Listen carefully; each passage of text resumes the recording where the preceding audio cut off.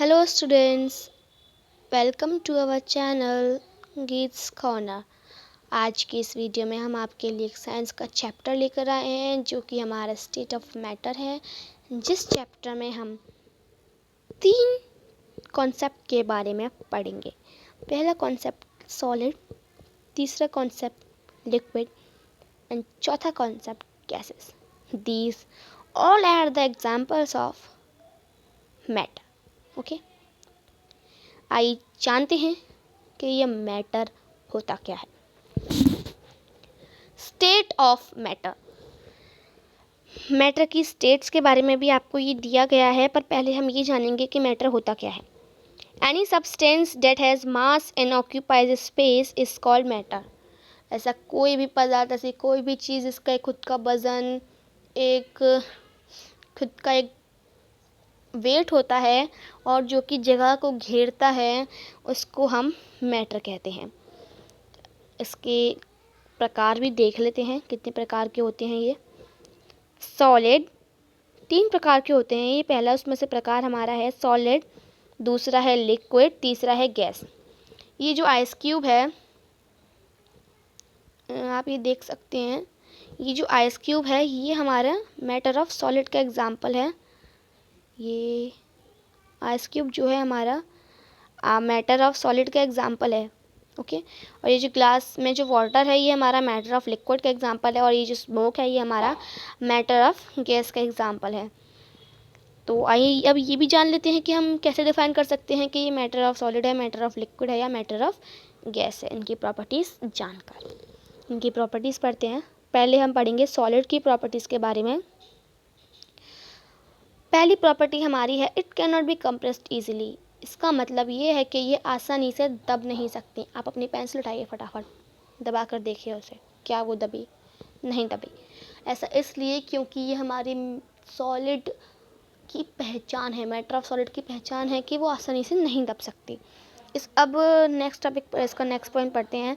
Particles are very closely packed to each other. इसमें जो हमारे पार्टिकल्स होते हैं वो आपस में बहुत क्लोजली पैक्ड होते हैं, मतलब आपस में बहुत पास पास एक दूसरे से जुड़े हुए होते हैं, जिसकी वजह से हमारी जो पेंसिल है वो आसानी से कंप्रेस्ड नहीं हो पाई। हमारी पेंसिल इसी की वजह से आसानी से कंप्रेस नहीं हो पाई, क्योंकि इसमें जो हमारे पार्टिकल्स होते हैं वो आपस में एक दूसरे से इतनी क्लोजली अटैच्ड होते हैं, इतनी पास पास जुड़े हुए होते हैं कि उन्हें कंप्रेस करना हार्ड होता है। इसका थर्ड पॉइंट पढ़ते हैं। It has definite volume, shape and size. इसका एक डेफिनेट वॉल्यूम, शेप और साइज होता है। एग्जाम्पल देते हैं आपको।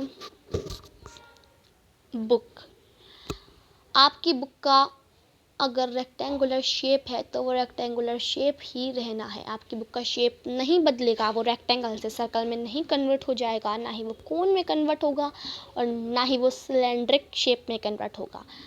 क्योंकि ऐसा इसलिए क्योंकि ये हमारे मैटर ऑफ सॉलिड की पहचान है।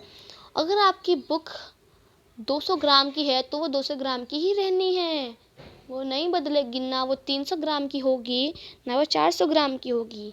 ओके, अब पढ़ते हैं अपना fourth property. On applying force hardly it can broke. अब आप अपनी पेंसिल को अगर ज़बरदस्ती खींचेंगे, उसे जोर डालेंगे तो वो टूटनी ही है, टूट जाएगी। इसके एग्जांपल देखते हैं। Book, pencil, eraser, bricks etcetera are some example of solid materials. Liquid पढ़ते हैं अब हम। लिक्विड्स, इसमें जो पार्टिकल्स होते हैं, particles are not very closely packed. इसमें जो पार्टिकल्स होते हैं वो आपस में बहुत क्लोजली पैक नहीं होते, मतलब आपस में एक दूसरे से ज़्यादा जुड़े हुए नहीं होते। इनमें थोड़ा सा इनमें डिस्टेंस का अंतर होता है। जहाँ हमारे सॉलिड में पास पास जुड़े हुए होते हैं, वहीं हमारे लिक्विड में पास पास जुड़े होते हैं, बट इतनी भी पास नहीं जितने हमारे सॉलिड में जुड़े हुए होते हैं। ओके, तो इसमें पार्टिकल्स जो होते हैं वो ज़्यादा पास नहीं जुड़े होते हैं। It can not be compressed, ये भी कंप्रेस नहीं होती। क्या आप पानी को दबा सकते हैं? नहीं दबा सकते। वो आप उसे दबाएंगे तो आपके हाथ में से स्लिप हो जाएगा, आपके हाथ में ही नहीं आएगा पानी। थर्ड पॉइंट पढ़ते हैं इसका। It has fix volume but not fix shape. इसमें जो आपके मैटर ऑफ सॉलिड की एक पहचान है कि अगर आप अपने ग्लास में पानी डालिए, आपकी ग्लास में अगर 100 मिलीलीटर पानी है तो वो 100 मिलीलीटर ही रहना है। उसका एक फ़िक्स वॉल्यूम तो है बट उसका कोई फ़िक्स शेप नहीं है। अगर आप वही पानी बाउल में डालेंगे तो बाउल का शेप ले लेगा, वही पानी अगर आप जग में डालेंगे तो जग का शेप ले लेगा। इसका मतलब ये है कि लिक्विड को आप जिस कंटेनर में डालेंगे वो आपकी उसी कंटेनर की शेप ले लेता है। 4th पॉइंट इसका पढ़ते हैं। It can flow from up to down. ये ऊपर से नीचे की तरफ इसका बहाव होता है, ये ऊपर से नीचे की तरफ बहता है।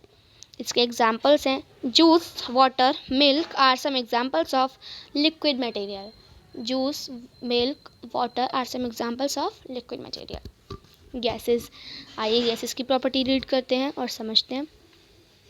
पहला, particles are very loosely packed. इसमें जो पार्टिकल्स होते हैं वो बहुत लूजली पैक्ड होते हैं। मतलब जैसे ये पार्टिकल इधर है तो इसका दूसरा पार्टिकल इधर है, तीसरा पार्टिकल इधर है तो चौथा पार्टिकल इधर है। मतलब बहुत लूजली पैक्ड होते हैं इसमें हमारे particles. Have no fix shape. इनकी कोई फिक्स शेप नहीं होती। They doesn't have fix shape. क्या बादल की आपने कोई फिक्स शेप देखी? अगर उसमें और स्मोक आके ऐड हो गई तो बादल बड़ा हो जाएगा, और स्मोक ऐड हो गई तो बादल और बड़ा हो जाएगा। तो इसकी कोई फिक्स्ड शेप नहीं होती। इसका कोई वॉल्यूम भी फिक्स शेप नहीं होता। इवन गैस का कोई वॉल्यूम भी फिक्स नहीं होता। We can feel and see it. हम इसे देख सकते हैं और हम इसे फील भी कर सकते हैं, महसूस भी कर सकते हैं और देख भी सकते हैं। अब महसूस का एग्जांपल देते हैं, एक फील का एग्जांपल देते हैं हम आपको। ठंडी ठंडी जब हवा चल रही होती है तो आपके मन में से एक इम्प्रेशन आता है, कितनी ठंडी हवा चल रही है, कहते हैं ना आप ये सब। इवन ये कब होता है? समर्स के टाइम। समर्स के टाइम आप ऐसा ही कहेंगे कि जब ठंडी हवा चलेगी तो आप आपके किसी बंदे से मुंह के सुन लीजिएगा, वो उसका अंदर की जो फीलिंग होगी वो यही होगी कि हाँ भाई कितनी ठंडी हवा चल रही है। तो ये हमारा फीलिंग का एग्जांपल हो गया। अब सीइंग का एग्जांपल देख लेते हैं। सीइंग का, चिमनी में से आपने धुआं देखा है, वो चिमनी का धुआं आप देख सकते हैं, आप बादलों को देख सकते हैं। ओके, आते हैं हम अपने एग्जांपल्स पे। Air, smoke etcetera are some examples of gases. Okay, so hope कि प्रॉपर्टीज़ आपको समझ में आ गई होंगी। और मैं आपसे एक बात कहना चाहूँगी कि प्रॉपर्टीज़ आप इनको नोट डाउन कर लीजिएगा, क्योंकि ये प्रॉपर्टीज़ आपकी बहुत हेल्पफुल रहेंगी। क्योंकि याद करने वाली चीज़ है, ये समझने वाली चीज़ है, इसमें रट्टा मारने वाली कोई चीज़ नहीं है। Okay, changes in state.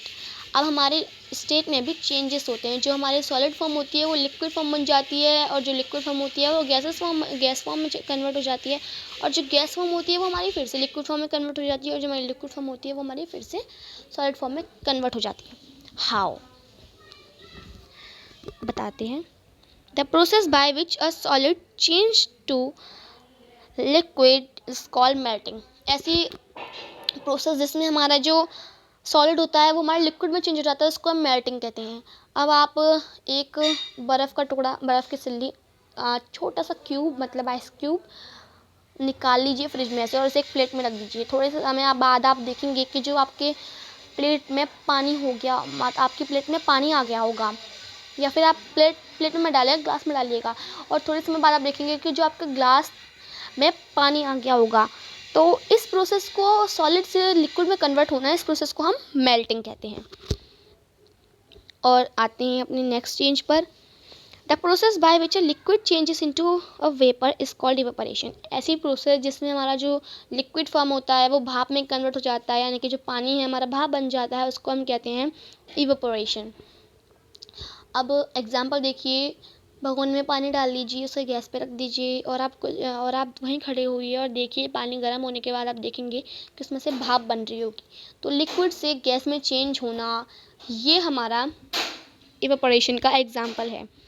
अब नेक्स्ट चेंज देखते हैं अपना। The process by which a gas change into liquid and cooling is called condensation. ऐसी प्रोसेस जिसमें हमारे गैस है वो ठंडे होने पर लिक्विड में चेंज हो जाती है, उसको हम कहते हैं कंडेंसेशन। एग्जांपल देखिए, अब भगोने में जो आपने पानी गर्म कर रखा था, बहुत खौलता हुआ पानी है वो, उसमें से धुआं निकल रहा है, उसके ऊपर आप प्लेट रख दीजिए और फिर कुछ समय बाद प्लेट को हटा के देखिएगा तो प्लेट पे वाटर ड्रॉपलेट्स होंगी, छोटी छोटी पानी की बूंदें होंगी। तो ये कैसे? आपने जब भगोने में पानी रखा था तो आपका धुआं ऊपर की तरफ गया आपका धुआं, वो आपकी प्लेट पे स्टक हो गया और प्लेट पे स्टक होने के बाद वो ठंडा होकर आपका पानी में कन्वर्ट हो गया। तो इस प्रोसेस को हम कहते हैं कंडेंसेशन, जिस प्रोसेस में हमारा गैस लिक्विड में चेंज हो जाती है। अपनी लास्ट चेंज को देख लेते हैं। The process by which liquid changes into a solid is called freezing. ऐसी प्रोसेस जिसमें हमारा जो लिक्विड होता है वो सॉलिड में कन्वर्ट हो जाता है, जो हमारा पानी है वो सॉलिड फॉर्म में कन्वर्ट हो जाता है, उसको हम कहते हैं फ्रीजिंग। आप पानी एक गिलास में पानी लीजिए, आइस क्यूब कंटेनर आते हैं, उस कंटेनर में आप पानी डालिए और इसको फ्रीजर में रख दीजिए और 1-2 घंटे बाद देखिएगा जो आपके पानी होगा वो पानी नहीं रहा होगा, वो आपका सॉलिड फॉर्म में कन्वर्ट हो गया होगा, स्टेट ऑफ सॉलिड में, मैटर ऑफ सॉलिड में कन्वर्ट हो गया होगा। और इस प्रोसेस को हम कहते हैं फ्रीजिंग। ओके, किस प्रोसेस को फ्रीजिंग कहते हैं? किस प्रोसेस को फ्रीजिंग कहते हैं? जिसमें कि हमारा जो लिक्विड होता है वो सॉलिड में कन्वर्ट हो जाता है।